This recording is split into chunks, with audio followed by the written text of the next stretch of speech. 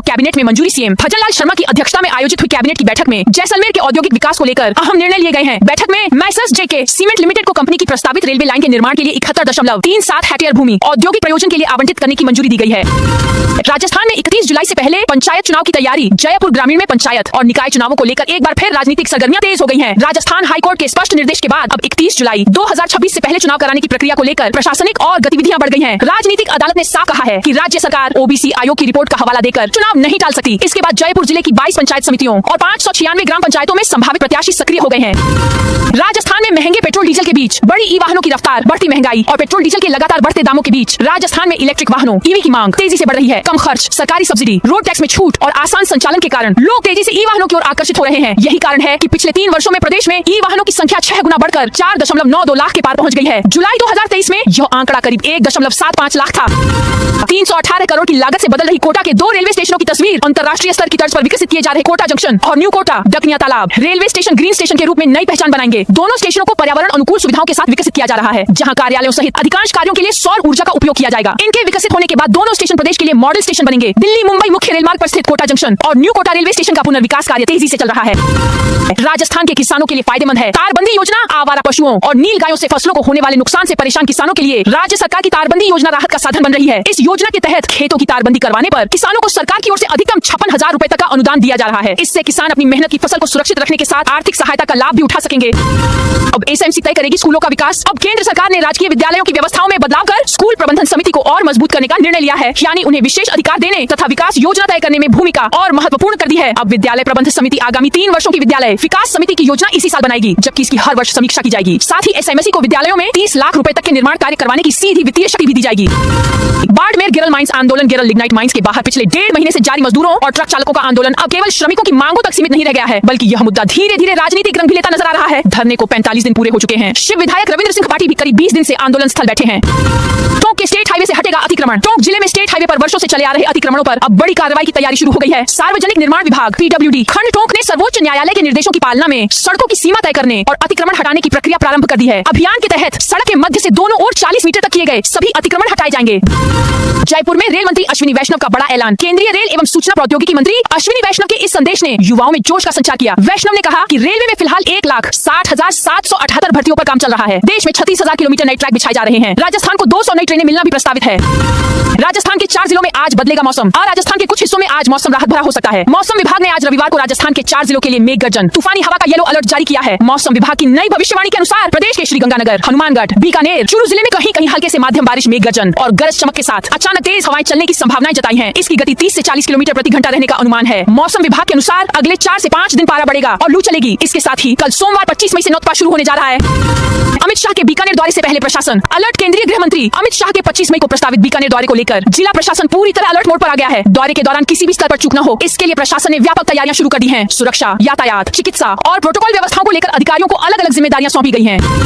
जयपुर में आवासन मंडल का बड़ा एक्शन। राजस्थान आवासन मंडल ने शनिवार को B2 बाईपास चौराहा स्थित श्रीराम कॉलोनी पर कब्जा लेने की प्रक्रिया शुरू की। पहले दिन 100 से अधिक भूखंडों पर कार्रवाई हुई। सुबह 10 बजे से शाम 6 बजे तक मंडल की टीम ने अवैध निर्माणों को ध्वस्त किया। 42 बीघा 10 बिस्वा जमीन का लंबे समय से विवाद चला आ रहा था। कार्रवाई के दौरान एक 3 मंजिला निर्माण भी ध्वस्त किया गया। इसके अलावा भूखंडों की बाउंड्री वाल से लेकर कोठरियों को मंडल की टीम ने तोड़ा।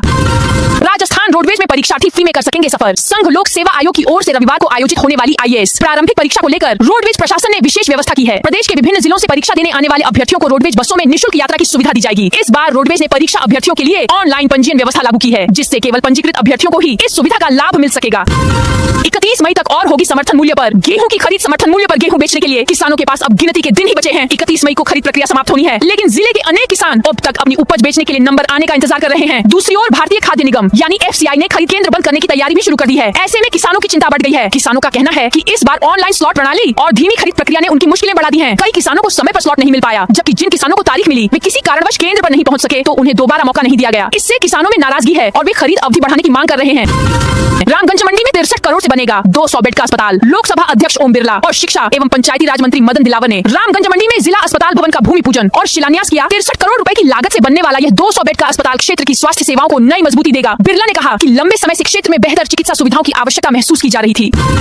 वैश्विक ऊर्जा संकट के बीच जैसलमेर से खुशखबरी। दुनिया भर में ऊर्जा संकट के बीच राजस्थान से खुशखबरी मिली है। सीमावर्ती जिले जैसलमेर में नेचुरल गैस का भंडार मिला है। जैसलमेर बेसिन स्थित डांडेवाला फील्ड में ऑनल इंडिया लिमिटेड OIL ने नए प्राकृतिक गैस भंडार की सफल खोज की है। इस उपलब्धि को भारत की ऊर्जा आत्मनिर्भरता की दिशा में बड़ा कदम माना जा रहा है। डांडेवाला क्षेत्र के सानू फॉर्मेशन से पहली बार प्राकृतिक गैस का सफल प्रवाह शुरू हुआ है।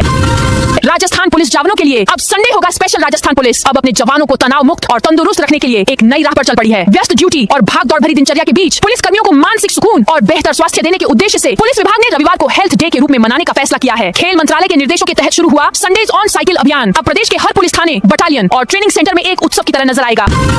जयपुर में 42 बीघा भूमि के अवैध निर्माण पर चला बुलडोजर। जयपुर में राजस्थान आवासन मंडल ने शुक्रवार को सरकारी जमीन को भूमाफियाओं के चंगुल से आजाद कराने के लिए एक बड़ा और निर्णायक कदम उठाया है। हाईकोर्ट के आदेशों के बाद मंडल ने टोंक रोड स्थित चैनपुरा और दुर्गापुरा इलाके की 42 बीघा से अधिक की बेशकीमती जमीन से अवैध अतिक्रमण पूरी तरह हटा दिया है।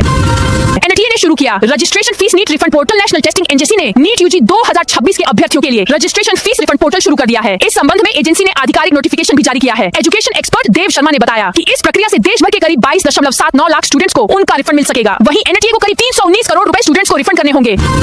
उदयपुर में पुलिस और तस्करों के बीच मुठभेड़। उदयपुर में पुलिस और नशा तस्करों के बीच मुठभेड़ हुई। नाकेबंदी के दौरान पुलिस ने एक सफेद स्कॉर्पियो को रोकने का इशारा किया, लेकिन तस्करों ने गाड़ी रोकने के बजाय उसकी रफ्तार बढ़ा दी। तस्करों ने पुलिस की नाकाबंदी तोड़ दी और पुलिस टीम पर सीधे फायरिंग शुरू कर दी। नाकाबंदी में 19 लाख रुपए हवाला की रकम पकड़ी। सीकर की कोतवाली थाना पुलिस ने हवाला के 19 लाख रुपए पकड़े हैं। थाने की चांदपोल चौकी टीम ने नाकाबंदी के दौरान कार्रवाई करते हुए 2 लड़कों को डिटेन किया है। पुलिस ने 19 लाख रुपए जब्त करके इनकम टैक्स डिपार्टमेंट को सूचना दी है। मामले में अब इनकम टैक्स डिपार्टमेंट इन्वेस्टिगेशन करेगा। खैरथल में अवैध हथियार के साथ एक गिरफ्तार। खैरथल पुलिस ने एक आरोपी को अवैध हथियार सहित गिरफ्तार किया है। पुलिस ने आरोपी के कब्जे से एक अवैध पिस्टल और 2 जिंदा कारतूस बरामद किए। गिरफ्तार आरोपी लूट की वारदातों में शामिल था और थाना कोतवाली अलवर में दर्ज एक मामले में वांछित चल रहा था। प्रतापगढ़ में पुलिस ने संडे ऑन साइकिल कार्यक्रम। फिट इंडिया मिशन के तहत रविवार को प्रतापगढ़ में पुलिस विभाग द्वारा संडे ऑन साइकिल कार्यक्रम का आयोजन किया गया। इस आयोजन में पुलिस के जवान, वन कर्मी, पुलिस मित्र, शिक्षा विभाग के कर्मचारी और आमजन बड़ी संख्या में शामिल हुए। कार्यक्रम की शुरुआत शहर के हायर सेकेंडरी स्कूल मैदान में योगाभ्यास से हुई। इसके बाद झुम्बा और रोप स्किपिंग का भी आयोजन किया गया। प्रथम सत्र के इन आयोजनों में सभी प्रतिभागियों ने उत्साहपूर्वक हिस्सा लिया। मस्जिद के हिसाब किताब की बहस। हिंसा में बदली। डीग जिले के सीकरी थाना क्षेत्र के पचलेडी गांव में मस्जिद के हिसाब किताब को लेकर चल रही बहस के दौरान हिंसा भड़क गई। घटना का वीडियो बना रहे यूट्यूबर तैयब खान पर कुछ लोगों ने कथित तौर पर लाठी और फरसे से हमला कर दिया। सिर पर फरसे का वार लगने से तैयब गंभीर रूप से घायल हो गए, जिन्हें पहले सीकरी अस्पताल और बाद में हायर सेंटर रेफर किया गया। पुलिस ने मामला दर्ज कर आरोपियों की तलाश शुरू कर दी है और गांव में तनाव को देखते हुए गश्त बढ़ा दी गई है। राजकीय LBS कॉलेज में प्रवेश आवेदन की अंतिम तिथि बढ़ी। कोटपुतली के राजकीय LBS PG कॉलेज में वर्तमान शैक्षणिक सत्र के लिए स्नातक प्रथम सेमेस्टर के विभिन्न पाठ्यक्रमों में ऑनलाइन प्रवेश आवेदन की अंतिम तिथि बढ़ा दी गई है। आयुक्तालय कॉलेज शिक्षा की ओर से जारी संशोधित कार्यक्रम के अनुसार BA, BCom, BSc, गणित, जीव विज्ञान एवं कंप्यूटर साइंस, BBA तथा BFSI पाठ्यक्रमों के लिए अब अभ्यर्थी 26 मई तक ऑनलाइन आवेदन कर सकते हैं।